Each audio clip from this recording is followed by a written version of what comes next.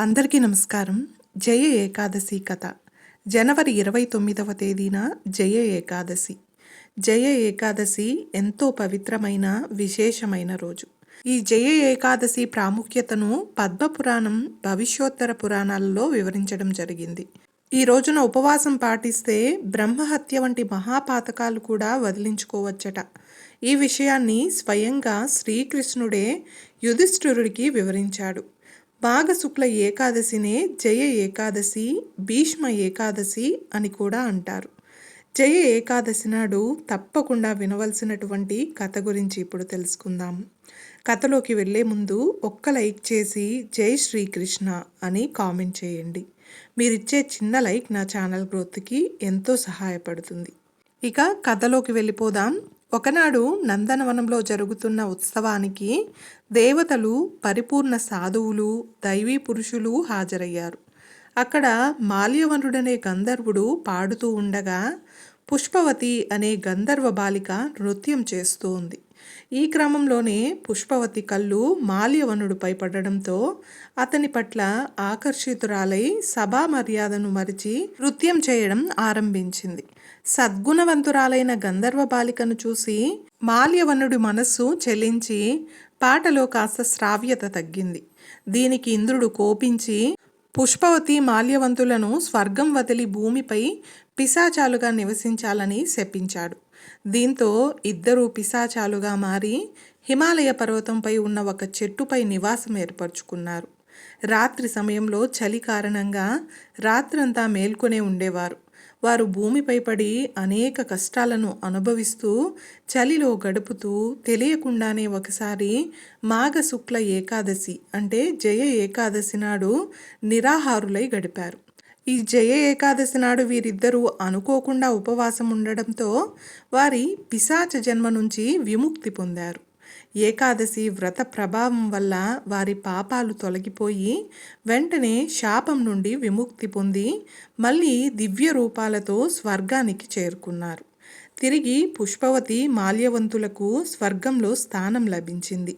వారిని స్వర్గంలో చూసిన ఇంద్రుడు ఆశ్చర్యంతో వారికి పిశాచ యోని నుంచి విముక్తి ఎలా లభించిందని అడిగాడు. దానికి వారు జయ ఏకాదశి నాడు ఉపవాసం ఉండడం వలన వారికి శాప విమోచనం కలిగిందని చెప్పారు. దానితో ఇక వారు స్వర్గంలో సంతోషంగా జీవించవచ్చని ఇంద్రుడు చెప్పాడు.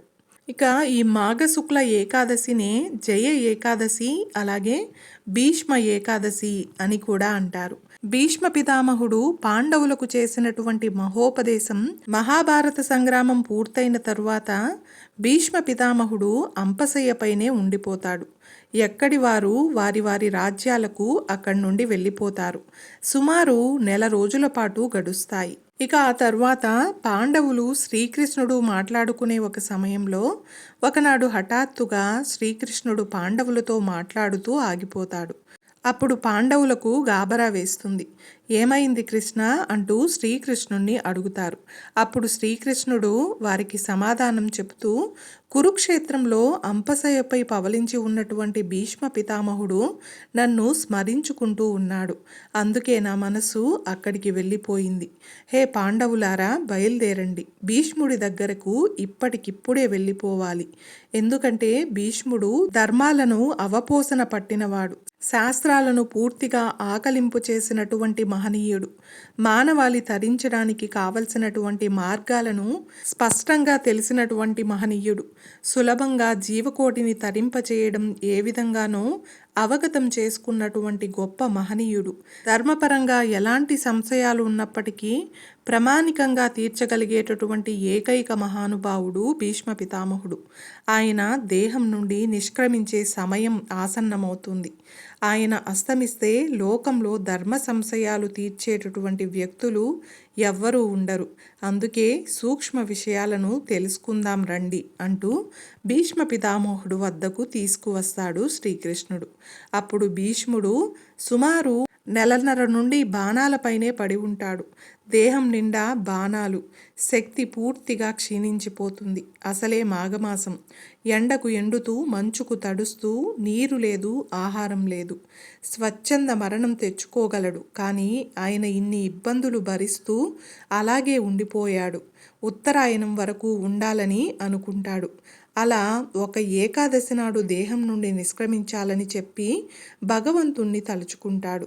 మనసులో శ్రీకృష్ణుణ్ణి సాక్షాత్కరించుకుంటూ ఆయన అలా ఉండిపోతాడు. తన యొక్క హృదయ మందిరంలో శ్రీకృష్ణుడితో మాట్లాడగలిగేవాడు ఆయన.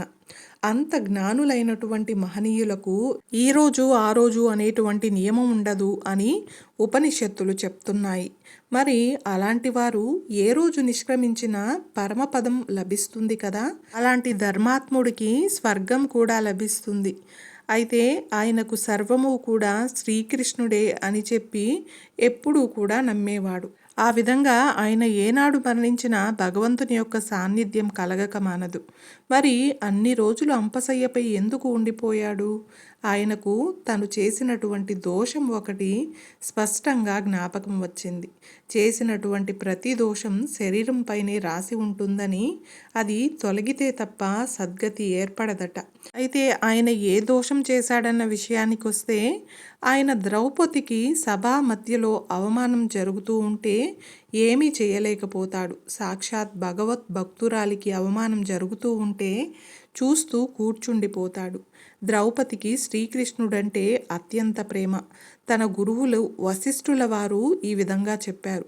చూడు ద్రౌపది, ఇతరులు ఎవరూ తొలగించినటువంటి ఆపద వచ్చినప్పుడు శ్రీహరిని స్మరించుకో అని చెప్పాడట.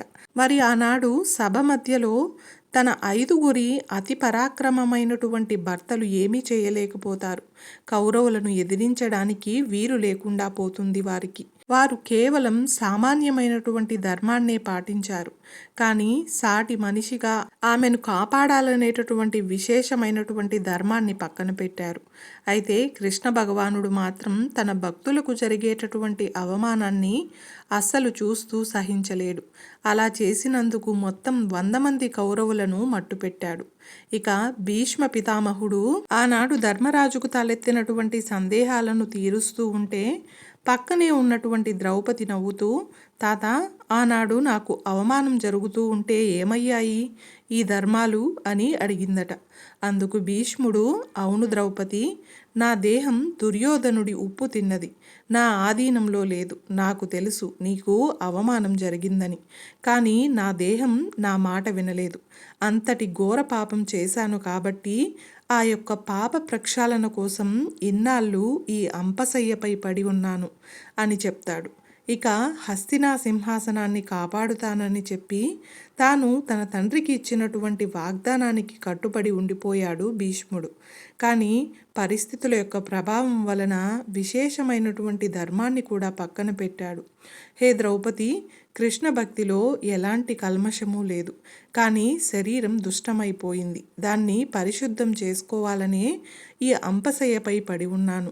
అందుకే ఈనాడు నేను ధర్మాలను చెప్పవచ్చు అంటూ పాండవులకు ఎన్నో నీతులు బోధిస్తాడు భీష్మ పితామహుడు.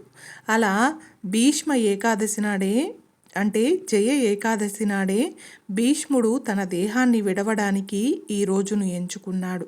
కాబట్టి అంతటి విశేషమైన రోజు కావున ఈ రోజున భీష్మ ఏకాదశి అనే పేరు వచ్చింది. హిందూ పంచాంగం ప్రకారం జయ ఏకాదశి మాఘమాసంలోని శుక్లపక్ష ఏకాదశి తిథి జనవరి 28న సాయంత్రం 4:35 ప్రారంభమవుతుంది.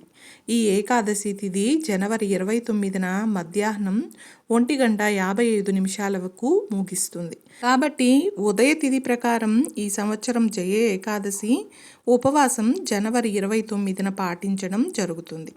జయ ఏకాదశి రోజున తెల్లవారుజామునే లేచి తలస్నానం చేసి లక్ష్మీనారాయణులను పూజించాలి. అలాగే సూర్యనారాయణుడికి ఎంతో ఇష్టమైన మాఘమాసంలో అర్ఘ్యం సమర్పించి లక్ష్మీనారాయణులను పూజించాలి. ఇక ఈ రోజున ఉపవాసం ఉండి తర్వాత మరుసటి రోజు ద్వాదశి నాడు ఉదయం పూజ ముగించుకొని బ్రాహ్మణులకు లేదా పేదలకు దాన ధర్మాలు చేసి భోజనం చేయాలి. చూశారు కదండి, ఈరోజు మనం జయ ఏకాదశి, భీష్మ ఏకాదశి కథలను గురించి తెలుసుకున్నాం కదా. ఈ వీడియో మీకు నచ్చినట్లయితే ఒక్క లైక్ చేసి నా ఛానల్ని సపోర్ట్ చేయండి. ఇంకా మరెన్నో ఇంట్రెస్టింగ్ వీడియోస్ కోసం నా ఛానల్ని సబ్స్క్రైబ్ చేయండి. అలాగే పక్కనే ఉన్న బెల్ ఐకాన్ క్లిక్ చేసినట్లయితే నా లేటెస్ట్ వీడియోస్ మీ వరకు వస్తాయి. Thanks for watching.